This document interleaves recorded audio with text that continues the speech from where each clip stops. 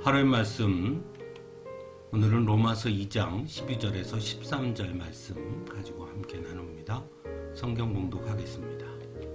율법을 모르고 범죄한 사람은 율법과 상관없이 망할 것이요, 율법을 알고 범죄한 사람은 율법을 따라 심판을 받을 것입니다. 하나님 앞에서는 율법을 듣는 사람이 의로운 사람이 아닙니다.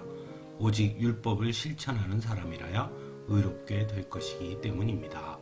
아멘. 종교개혁자 마틴 루터는 로마서 주석을 통해 복음의 핵심은 행위가 아니라 오직 그리스도에 대한 믿음으로 말미암은 은혜에 의한 칭이라고 강조합니다.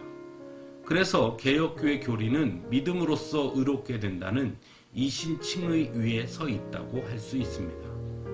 하지만 마틴 루터가 이신칭의를 강조했던 것을 정확하게 이해하기 위해서는 그 시대적 배경 속에서 이해해야 한다고 할 수 있습니다. 즉 로마 가톨릭의 부패와 연결해서 이해해야 한다는 것이죠. 그 당시 로마는 면죄부를 통해 죄사함을 받을 수 있다고 강조했습니다. 즉 돈을 주고 면죄부를 사면 의로워질 수 있다고 말했던 것이죠. 그래서 마틴 루터는 오직 믿음으로만이 의로워질 수 있다고 강하게 외쳤던 것입니다.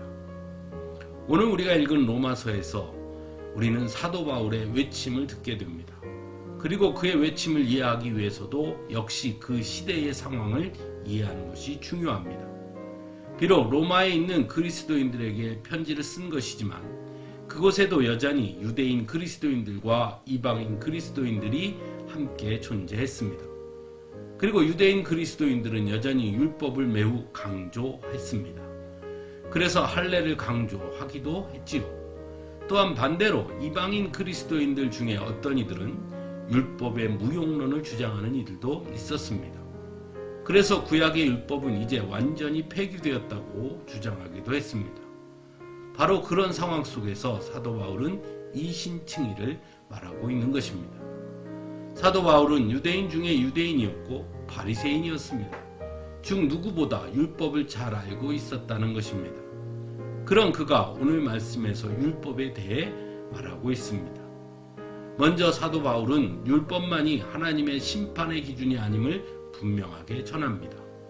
그래서 율법을 모르고 범죄한 사람은 율법과 상관없이 망할 것이요, 율법을 알고 범죄한 사람은 율법을 따라 심판을 받을 것입니다 라고 전하고 있습니다. 오히려 사도 바울은 하나님 앞에서는 율법을 듣는 사람이 의로운 사람이 아니라 오직 율법을 실천하는 사람이라야 의롭게 될 것이라고도 말합니다. 즉 율법은 아는 것이 아니라 실천하는 규범과 기준이 되어야 한다고 말하고 있는 것입니다. 예수님께서 공생의 기간에 바리새인들을 책망하시면서 하신 말씀은 회칠한 무덤 같다는 것이었습니다. 즉 겉은 화려한데 실상은 무덤인 것처럼 율법을 알고 읊어대는 것에는 막 힘이 없지만 실제로 그 율법의 의미를 깨닫지 못하여 삶의 행위로 드러나지 않았다는 것입니다. 사랑하는 성도 여러분, 이것은 오늘날 우리의 신앙에도 매우 중요합니다. 신앙 역시 아는 것이 아니라 실천하는 것이 되어야 하기 때문입니다.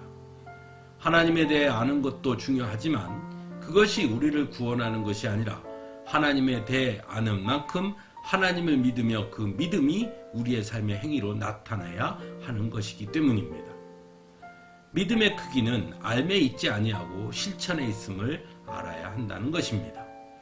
그러므로 좋은 믿음은 성경에 관한 지식을 얼마나 알고 있는지, 하나님에 대해 얼마나 알고 있는지에 달려있는 것이 아니라 그 아는 것이 과연 삶의 행동에 어떤 영향력을 끼치고 있으며 삶에서 내가 얼마나 실천하고 있느냐에 따라 결정된다는 것을 알아야 하는 것입니다.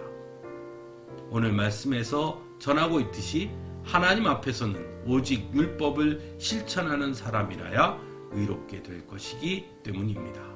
함께 기도하겠습니다.